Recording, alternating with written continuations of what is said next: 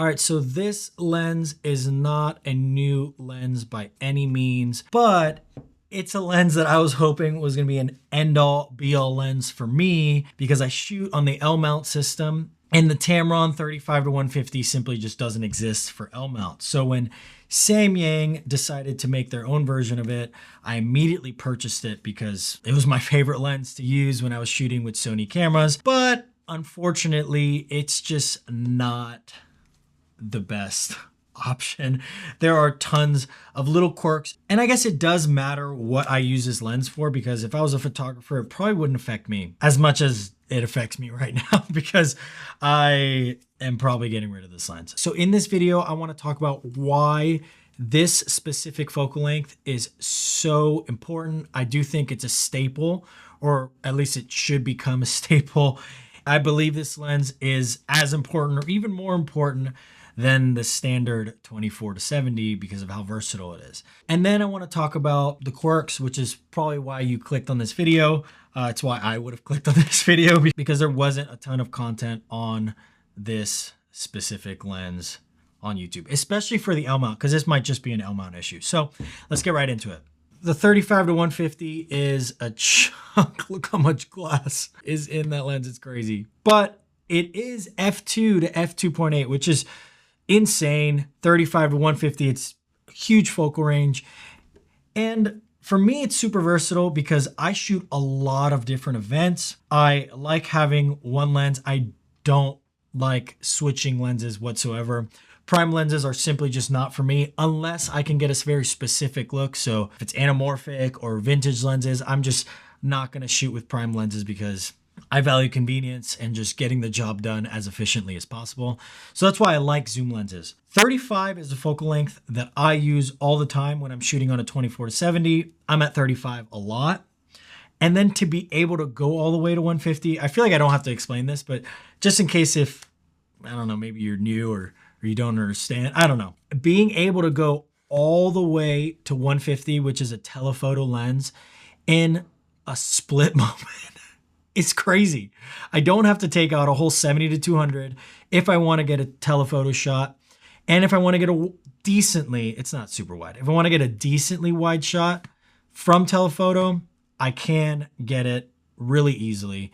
And it's f2, which is a pretty good low light lens. I specifically keep this lens at f2.8 almost all the time, unless I need the light or I want the background separation at 35 mil, which I do sometimes for interviews, because I don't want to deal with exposure changes. So I just keep it at 2.8. So for me, this lens is a 35-150 f2.8 with an occasional f2. And yeah, that's what I use this lens for. It's an all-around, stay on my camera all the time type of lens.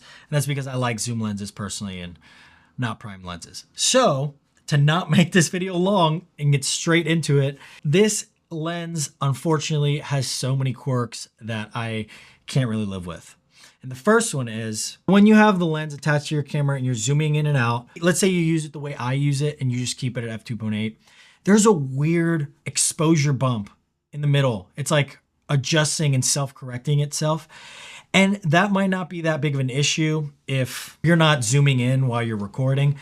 But for my use case, I am filming while I'm recording, whether it's BTS or whether I'm trying to capture office-like content where it just zooms in the middle of the shot and it just keeps it interesting.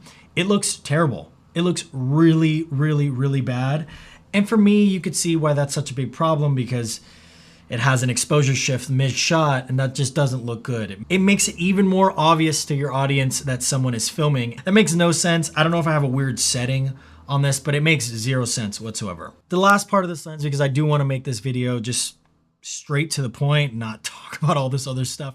I'm trying a couple of new things with my channel. As you can see, I do have this little switcher here to help me make more videos and just put out content for you guys. So I do video production full time, so I don't really have all the time in the world for YouTube. But the last thing, and this was something for me that was just an absolute deal breaker because I'm a working professional, and it'll make sense in a second why I'm saying that. This might just be a Lumix thing, but you can't have manual focus override with your camera. So let's say I have my camera on autofocus and I want to zoom in, whatever, have that dumb little exposure change, and then the camera doesn't pick exactly what I wanted to focus on. With Sigma lenses, Lumix lenses, a bunch of other lenses that I've used with my camera, you can manual focus, override, so you can tell your camera, hey, I want to focus on this or that or whatever. With this specific lens, you can't do that. And that is 100% a deal breaker, because now to go from manual focus to autofocus, if I'm in a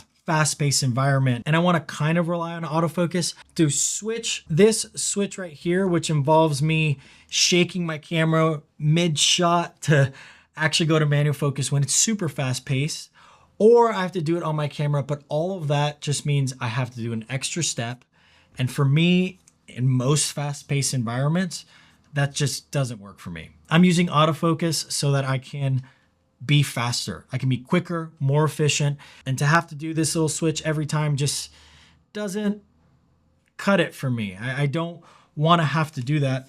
I'm not entirely sure if this is user error. If it is, please leave it down in the comments. But I did reach out to a bunch of people that had this lens and they had similar issues. There's a couple other things that are just weird that I'll go over quickly, but those two main things are the reasons why I'm personally selling it. And I just want to share it with you guys just in case if you are thinking about this lens, because it is the best focal length and lens for the Lumix system. And I think the Sony system as well, because of how versatile it is. That is just my opinion, but for what I do, it's the best, which a lot of videographers do the same thing. But the other couple little quirks are the fact that you need to have a specific, I don't know how much it costs, I'll put it up on the screen. You need to have a specific base to update the firmware. I think that's a little silly with lenses nowadays. So many lenses have USB-C ports that you could just plug into your computer and update your freaking lens. You don't have to pay another 50, 30, however much money it is just to update your lens. And then another one is, and they supposedly fix this with firmware, is you're able to do like a crash zoom and keep the same plane of focus so it's parfocal. I haven't experienced that with my updated lens, and that's a little unfortunate. And it also behaves a little weird, the autofocus, whenever you're zooming in. And yes, this isn't a parfocal zoom lens, but I have many zoom lenses that behave much better than this when it comes to zooming in and having autofocus. So those are a lot of the reasons why I am selling this lens, and you probably won't want to buy this lens. I hope that Samyang does fix these issues. They're probably going to watch this video, maybe. So I hope they do take note and fix these things. It's a hefty lens. I personally don't find it much heavier than a 24-70. I don't find it super cumbersome. It's not super front heavy. A lot of the weight's right here in the back. So if you are interested in a 35-150, maybe these issues do not affect you whatsoever.